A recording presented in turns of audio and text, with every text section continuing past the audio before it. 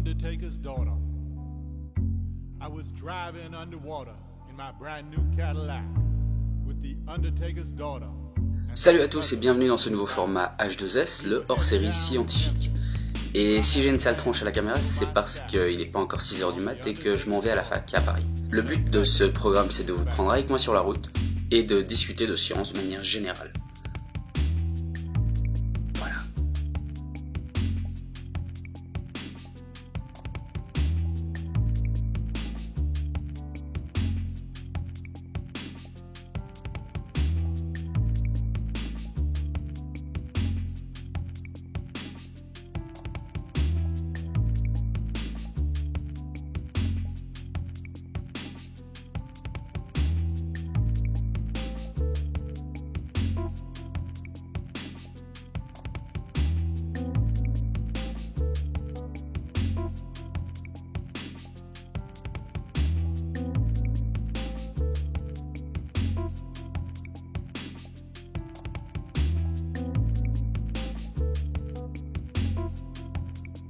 Dans sa première vidéo, Fabien Olicard décrit 3 manières de détecter le mensonge.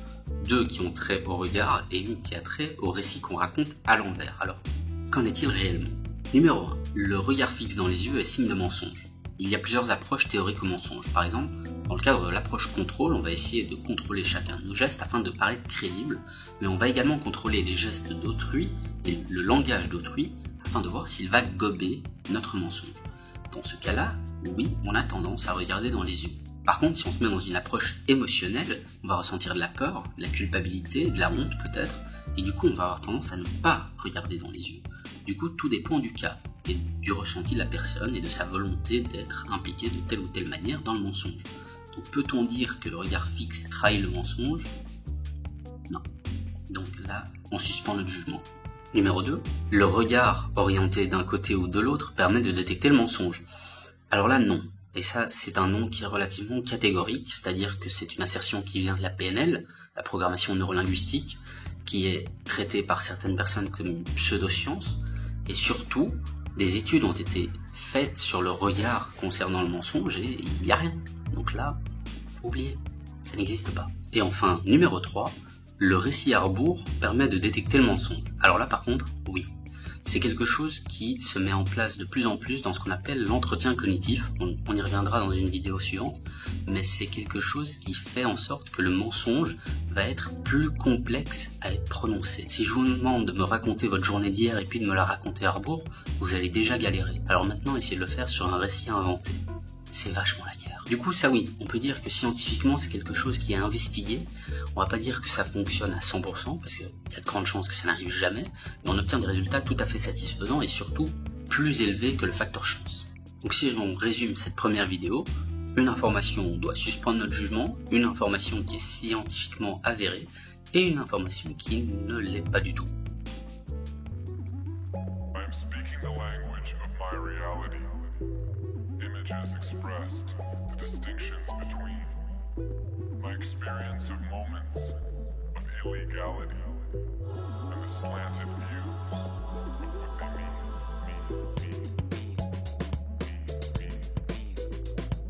Jour 2, c'est parti.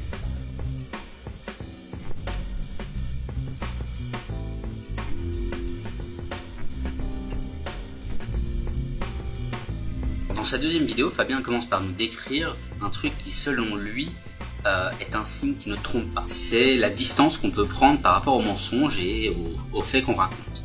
L'idée, c'est que la personne qui ment va avoir moins tendance à s'engager dans ce qu'elle raconte et à se distancier du mensonge pour ne pas trop ressentir cette honte et culpabilité dont on a déjà parlé avant. C'est une théorie qui se tient.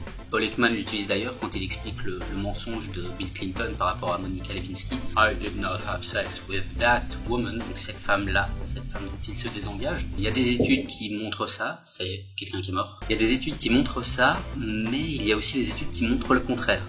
Donc, à prendre avec des pincettes, même si on aurait tendance à dire que oui, c'est plutôt le cas. Fabien mentionne ensuite l'idée que reposer des questions permet de gagner du temps et donc de mieux préparer son mensonge, ou en tout cas de pouvoir rebondir. Alors là, à part une étude de 2011 qui peut-être viendrait confirmer ça, y a rien. Je me suis bouffé toute la littérature possible sur le sujet, j'ai rien trouvé. Donc là, on suspend son jugement, mais il y a une forte probabilité qu'en fait, ce ne soit pas un critère valide. On passe ensuite à un argument qui dit que trop de détails tue le détail et en fait permettrait de débusquer un menteur. Alors là, déjà, petit problème rhétorique, qu'est-ce que c'est trop de détails? Impossible à quantifier, c'est très complexe, et puis on s'est rendu compte dans la littérature et des dizaines d'études qui montrent que plus il y a de détails, plus on pense que c'est authentique, justement. Et oui, un menteur va avoir du mal à produire des détails sur quelque chose qu'il n'a pas vu ou qu'il n'a pas vécu. Du coup, on considère que plus il y a de détails, plus c'est caractéristique d'un récit véridique.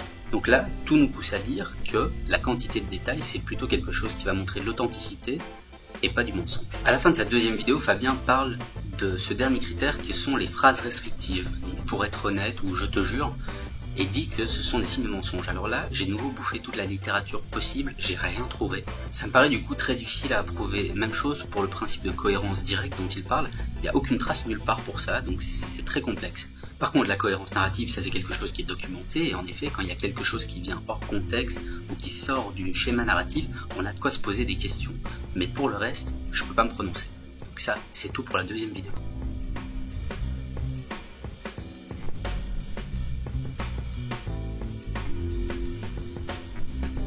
Passons à la troisième vidéo de Fabien Olicard, la numéro 200. Et là, déjà, évolution par rapport à la première vidéo, c'est que la chose est sourcée. Il se base clairement sur le livre de Paul Ekman, Je sais que vous mentez, ce qui en soi n'est pas une mauvaise référence du tout. Alors du coup, pas grand chose à dire à ce niveau-là, je vais juste apporter quelques précisions. La première, c'est qu'il parle des lapsus emblématiques. Les lapsus emblématiques, c'est l'idée de faire un geste qui a un sens, mais sans vraiment le savoir. Par exemple, je peux me gratter là. Alors, si Paul Ekman affirme avoir vu ces lapsus emblématiques, ce dont nous ne douterons pas, on n'a jamais vu une étude qui vient confirmer le fait que c'est un signe de mensonge. Donc, en tant que tel, moi, je suspends mon jugement à ce niveau-là, je ne sais pas. Par contre, j'ai un souci avec ce que dit Fabien ici, c'est qu'il dit, voilà, ça marche sur 20% de la population. Alors non, Paul Ekman a remarqué ça sur 20% de son échantillon expérimental. Ça ne veut pas dire que 20% de la population va le faire et que c'est d'office un signe de mensonge. Par ailleurs, Paul Ekman dit, ça marche dans 100% des cas lorsque vous voyez un lapsus emblématique. Donc là, si on n'a pas d'études supplémentaires, on suspend son jugement. Moi, je dis ça, je ne dis rien.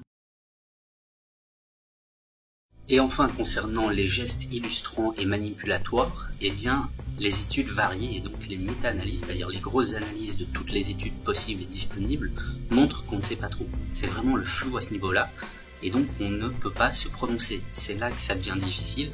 On voudrait pouvoir dire, voilà, ça varie de telle manière, on peut pas. Pour l'instant, on n'en est pas capable, à cause de raisons méthodologiques que je passerai aujourd'hui, je ne vais pas vous emmerder avec ça. Alors, si on regarde globalement les vidéos de Fabien, il y a du bon et du moins bon.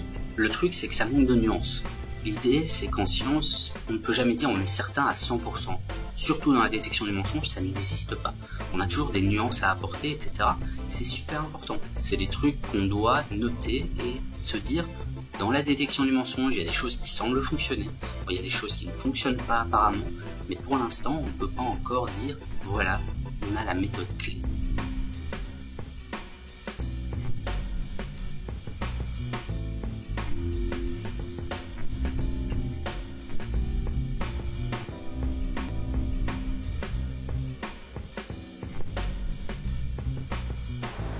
Alors voilà, je rentre enfin chez moi, ça fait 2 jours que je suis parti du coup.